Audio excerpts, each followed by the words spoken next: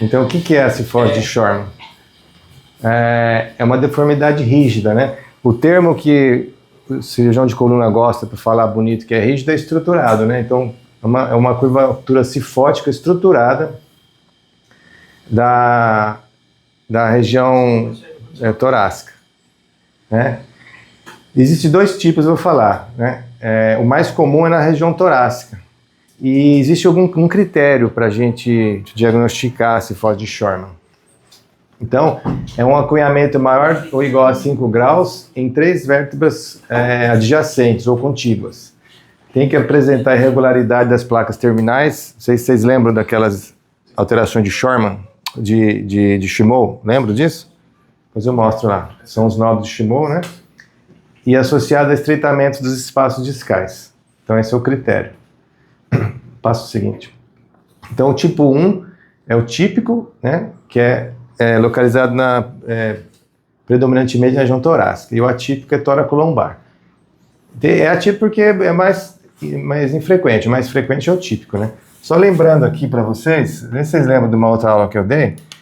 O Thiago, fala aí, você lembra como é que a gente mede a cifose e as angulações mais ou menos normais da população? Lembra disso? Quando a gente mede a cifose torácica normal. Cifose torácica normal. T4, T12. Isso, tem duas maneiras, de T4 e T12. De T1 a T12 é se for Isso. Então, de T1 a T4 é o mais habitual, é uma variação maior, normalmente de 20 a 50 graus a gente fala normal, e acima de 60 patológico, tá? E T1 a T12, a variação menor é 49,5, mas para lembrar, vamos botar 50 graus, mais ou menos 10. Então, seria de 40 a 60, variação normal. Então, passo o seguinte aí. Então, aqui eu já falei, vou repetir, né? Então, os critérios diagnósticos: cunhamento vertebral maior ou igual a 5 graus em 3 vértebras adjacentes, né? Presença de irregularidade das placas terminais, são os nódulos de Schimow, e estreitamentos do espaço discal. Passo o seguinte aí. Né? Então, no exame clínico, o que a gente vê? É uma hipercifose do paciente, né? E pode ter também graus avançados, a hiperlordose compensatória. Tá? É comum descrição de rigidez musculares nesses grupos musculares, né? Iliopsoas, isquiotibiais, peitorais. Raramente tem alteração neurológica, mas a gente faz, tá? Avaliação neurológica nos pacientes, para ver se detectar se tem alguma alteração, alguma espasticidade, alguma hipertonia, hiperreflexia. E a gente faz esses testes de flexão e extensão para diferenciar daquelas cifoses posturais, que são flexíveis, da cifose de Scheuermann, que é uma cifose estruturada, que é rígida, né? E essa que é a característica dela, né? Então, é a rigidez, né? E aquelas alterações radiológicas. Passo o seguinte. Nossa, é porque Deu um bug aí? Então, aqui, por exemplo, quem quer descrever aí? Quer, Renata? Aqui, Esse é o paciente, é o Guilherme. Gabriel. Gabriel. Então, o que a gente vê aqui, ó? Então, a gente... No perfil, dá pra ver o acunhamento. Isso. Em quantos que você já vê, pelo menos aqui? É assim, bem típico, eu vejo 2. Esse tem, ó, tá cunhado. Esse com certeza, esse, tá vendo? Então tem mais de 3 já. Você vê o platô vertebral, ó, tudo, ó, irregular. Aqui um nódulo de Schimow. Você vê, olha o cunhamento discal, né? E a hipercifose. E a lordose compensatória. Essa radiografia é legal para mostrar o quê? Que a cifose de Scheuermann é uma alteração, uma deformidade equiplano. Equiplano. O sagital. Tá? A gente sabe que as alterações de deformidades no plano sagital, elas são mais graves, assim, do ponto de vista de disability, né? De lesão para o paciente, mais difíceis de corrigir do que as do plano coronal, que são as escolióticas, né? Então, aqui já está um grande desafio de tratamento desse tipo de deformidade, né? Então, que ela é predominantemente no plano sagital, né? Tem uma curvatura normalmente grande e estruturada. Então, tem uma dificuldade grande de correção, tá? Passo seguinte. Então, aqui, ó, isso aqui é a fotografia desse paciente, né? Então, você vê, a principal queixa desses pacientes nessa faixa etária, qual que é? É a deformidade, né? Normalmente não vem com outra queixa. Geralmente nem dor tem ainda. A queixa álgica aparece quando esses pacientes evoluem para a fase adulta, né? Tá? Então, você vê que esteticamente, assim, não é uma deformidade grande, né, pra gente, mas como ela evolui com o passar do crescimento, os doentes têm uma impressão de deformidade estética maior. Mas você pode ver que ele ainda tem um bom alinhamento do plano sagital, né? Na radiografia, a gente traçar aquelas linhas de prumo. Não sei se vocês fizeram o trabalho de abaixar o Surgimap. É importante, quando trabalhar com deformidade, usar o Surgimap para a gente fazer os cálculos de angulação mais precisos. Tá? Passo seguinte. Aqui um outro paciente, né? Que é uma osteoporose de Scheuermann na idade adulta, né? Esse paciente tinha a principal queixa dele de dor, né? Dor na região dorsal. Não tinha alteração neurológica e essa deformidade rígida também. Passo seguinte. Né? Aqui nesse paciente também tinha aquelas alterações, você vê que os espaços discais já estão totalmente anquilosados, né? Ele tem um achatamento em vários segmentos adjacentes, ó. Aqui você vê os nódulos Chimeau, a perda do espaço discal, né? E a cifose rígida. Você vê que a alteração é no plano sagital. Aqui eu tracei aqui uma linha de prumo. Você vê, a gente tem a dificuldade que a gente tem em enxergar aqui as primeiras vértebras torácicas e as últimas cervicais. Então, por isso que aqui a gente acaba calculando a cifose pelo T4, né? Tá? E só para lembrar aqui, né? Quando a gente vai terminando aqui a cifose, a gente começa a ver começa a formar a lordose, então aqui seria o ângulo mais distal, né? Seria a vértebra mais caudal. E quando começa aqui ter uma angulação lordótica, seria a primeira vértebra apical. E se a gente traçar uma linha sacral aqui na borda posterior, bem aqui na borda posterior do sacro, a primeira vértebra que encontra essa linha é a chamada vértebra neutra. E a primeira vértebra que começa a ficar lordótica é a vértebra que a gente chama de lordótica. Então, por que é importante identificar isso? Com certeza, toda a curvatura tem que ser incluída na cirurgia. E a inclusão da vértebra, então, normalmente tem que chegar até a primeira vértebra lordótica. Existe alguns trabalhos que falam que tem que incluir a vértebra neutra, que é a primeira que encontra essa linha aqui, né? Então, nesse caso aqui, pelo menos até essa vértebra que tinha que ser incluída, né? Mas a artrodese ali, se você lombar, né? Aí você vai... isso aqui ele tinha... Então, mas aí vai ficar só aquele espaço, isso com o tempo... O problema é que ele já tinha vindo com esse...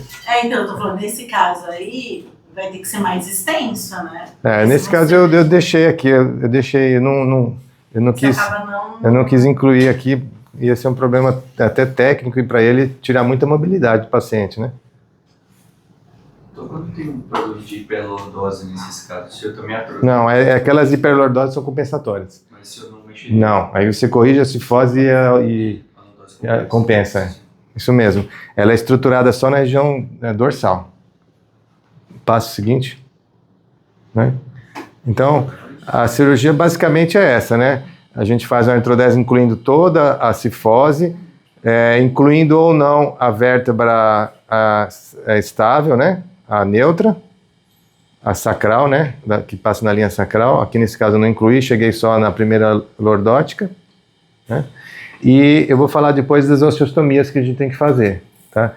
E outra coisa é não... Eu passo o seguinte, estamos nos próximos slides, é não fazer uma hipercorreção, tá? A gente estima em até 50% da curva. Vou explicar mais pra frente por quê. Pode voltar. Então, até que é uma deformidade que é até bastante prevalente na população. Né? Tem vários trabalhos que mostram que chega até 10% de incidência. Né? E a maior incidência mesmo é na adolescência, porque é a fase de crescimento, é onde acontece a maior porcentagem de deformidade, né? E tem um predomínio um pouco maior no sexo masculino. Pode passar? Né? Então, o quadro clínico, já falei, é isso, né? Chega a maior parte das queixas é de uma deformidade mesmo, postural. Eles falam que está corcunda. Dor torácica ou lombar leve pode existir, normalmente nos adultos é mais frequente esse tipo de queixa, né? Tem rigidez e encurtamento musculares, sintomas neurológicos são raros e a principal queixa é a estética mesmo, tá? Passo seguinte. Então, na história natural é uma evolução benigna, tá? Se não operar, se for de Scheuermann, dificilmente vai acontecer algum problema maior, né? A gente opera em que situações? Quando tem a queixa principal estética e tem dor intratável, né? Tá? A progressão é lenta, tem pouco impacto funcional, né? A única coisa que pode desenvolver dor lombar crônica em adultos por degeneração discal na região lombar, né? Pelo aumento da lordose compensatória. Tá? Então, o tratamento clínico normalmente é indicado para curvas abaixo de 75 graus, né? E quando o doente tem ainda fase de crescimento. E o tratamento básico é o colete, né? Tem que usar aí pelo menos 20 horas por dia. Pode indicar fisioterapia, né? E a eficácia do colete é principalmente na fase ainda que está em fase de crescimento, né? Essa é a principal indicação. Então, o paciente passou da fase de crescimento, 15, 16 anos em sexo masculino, né? Em mulheres até um pouco mais cedo, perde um pouco do sentido do colete, tá? Passo seguinte. E o tratamento cirúrgico, quando a cifose é torácica, já acima de 75 graus está indicado, né? Quando tem dor refratária ou se você percebe progressão dessa curva, né? E mais raramente quando tem déficit neurológico, né? Mas a principal indicação mesmo ainda é a queixa estética desses pacientes. Esse paciente aí do ambulatório, perguntar para ele falou mesmo que eles estão preocupados só com aquela deformidade mesmo. Passo seguinte. Né? Então, aqui que eu falei, né? Então, o nível superior, né? Então, a gente tem que incluir a vértebra neutra, que é a primeira que termina, após terminar a cifose, e a inferior também é a primeira vértebra que se torna lordótica. Ou, quando a gente detecta a primeira vértebra sagital estável, né? Que é aquela que cruza a linha sacral posterior. Tá? Normalmente, a via posterior é suficiente, né? Só a artrodese posterior, e lembrar de não fazer uma correção maior do que 50% da deformidade. O objetivo sempre é equilibrar o eixo sagital. Vou explicar por que isso aqui. Passo seguinte. A técnica básica para corrigir essa deformidade que ela é estruturada é essa PCO.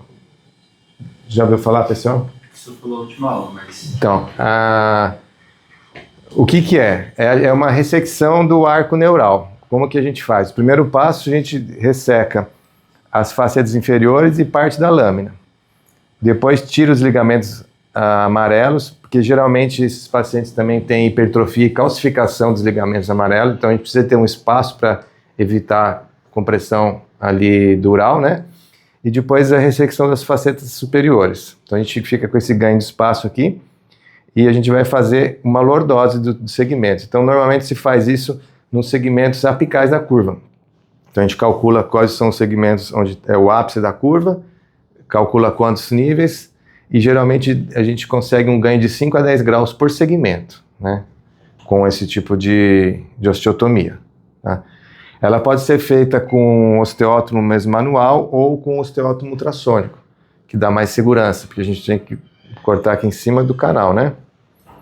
Então, lembrando aqui, né, da anatomia, né, a raiz sai sempre aqui na coluna torácica abaixo dos pedículos, igual nas lombares. Então, aqui a ressecção das facetas superiores é mais segura, pode ser com o Kess ou com o osteótomo, tá?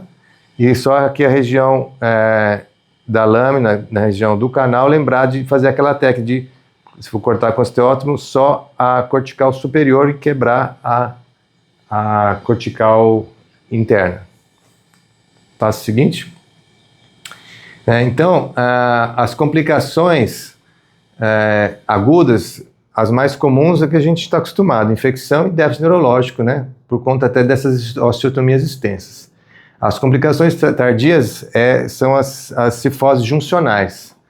Então tem a proximal, o pessoal chama de PJK, que é Proximal Junctional Kyphosis, que é associada à hipercorreção. Então, normalmente, o que é a cifose juncional? É uma lesão no disco que dá na vértebra adjacente, onde termina a instrumentação, né?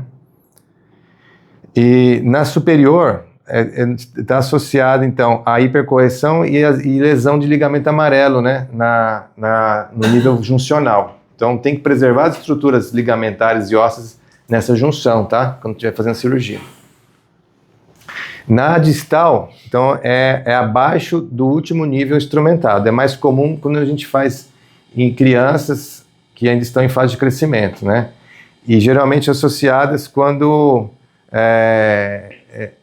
não se instrumentam próximo à vértebra sagital estável, né?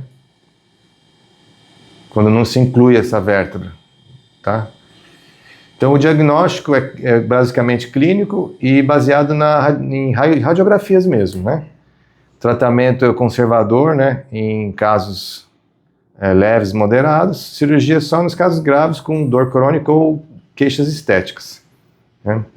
E normalmente a abordagem individualizada e acompanhamento tem bom prognóstico também. Não é a indicação de cirurgia não é absoluta. Deixa eu ver. Acho que acabou. Abre o outro slide aí. Vamos fazer um exercício. Então, vou começar do R3, né? Vai lá. Entre 2. Às vezes eu esqueço que eu saio disso. O que caracteriza esse cifose de Scheuermann radiograficamente, Renata? Aqui eu escrevi errado. É acunhamento. É uma escoliose em curva única? Sim ou não? Não, né? Acunhamento maior igual a 5 graus em duas vértebras? Então, deveria ser 3. 3. Então, a letra C, né? Isso. Agora, Suelen. Qual a faixa etária mais comum de aparecimento da cifose de Scheuermann? Adolescentes, 12 a 17. Isso mesmo. Tiago, qual das seguintes não é um critério diagnóstico clássico da cifose de Scheuermann? Nódulo de Schimoll, sim ou não? Estreitamento dos espaços discais? Sim. Irregularidade das placas terminais? Hérnia de disco extrusa? Essa aí foi fácil. Renato, qual a prevalência estimada da cifose de Scheuermann? Tem a Márcia. Esqueci, desculpa. Márcia, qual a prevalência estimada da cifose de Scheuermann?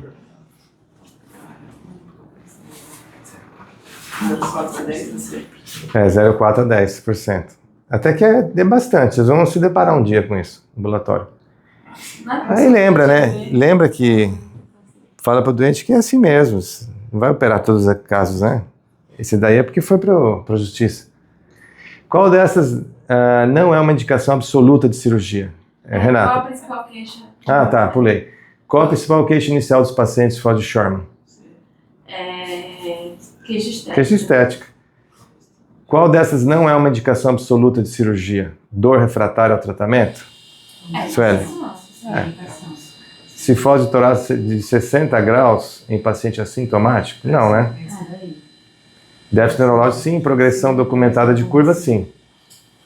O colete ortopédico é mais eficaz quando, Márcia?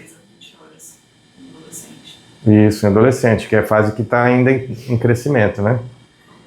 Qual a abordagem cirúrgica preferida atualmente? Posterior única. Qual vértebra deve ser escolhida como nível superior da fusão? Então, a vértebra mais proximal da curva, a primeira vértebra neutra, acima da cifose. Perfeito, é isso aí. Qual o limite recomendado de correção da cifose cirurgicamente? 50%. Por quê? Não pode fazer hipercorreção? Porque é justamente essa pergunta aqui. Qual a complicação mais temida da correção excessiva? Cifose de transição, né? Pode ser proximal ou distal. Em que casos o colete tende a, não a falhar, vamos dizer, que ele não tem tanta efetividade. Curvas toracolombares rígidas, mais brincadeira. Então, curva pequena, paciente com crescimento, com dor leve, isso está indicado, né? Qual o fator aumenta a eficácia do colete? Aderência diária ao uso recomendado. Aderência Aderência diária ao uso recomendado. Isso. Quem for fazer a prova da SBC costuma cair cifose de Scheuermann, viu? Eles vão te perguntar muita coisa de cifose de Scheuermann e escoliose. Então, qual estrutura óssea é tipicamente invadida pelos nodos de Shimoe? Placa terminal. Placa terminal. Shimoe é assim. Próximo. Qual que é o exame que confirma o diagnóstico de cifose de Scheuermann? Radiografia simples. Isso. A correção completa da cifose é evitada para?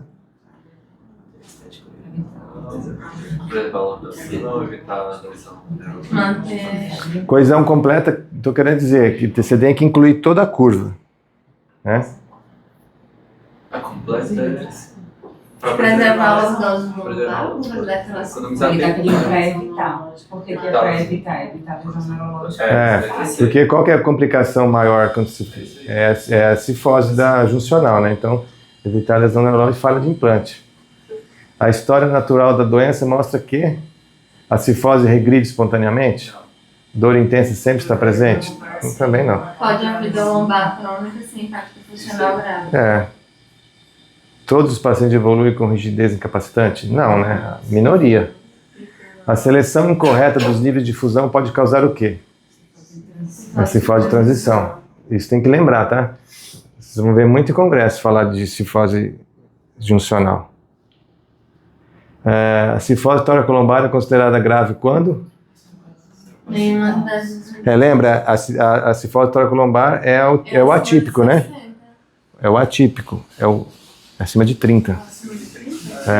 Porque pega a transição, então é mais grave mesmo, tá?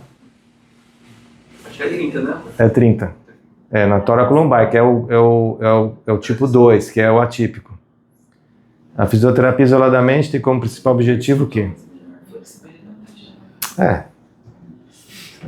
Isso, perfumaria. Corrigir a deformidade. Se a maioria é estética. Não, aliviar sintoma. Corrigir a deformidade não vai conseguir corrigir só com fisioterapia.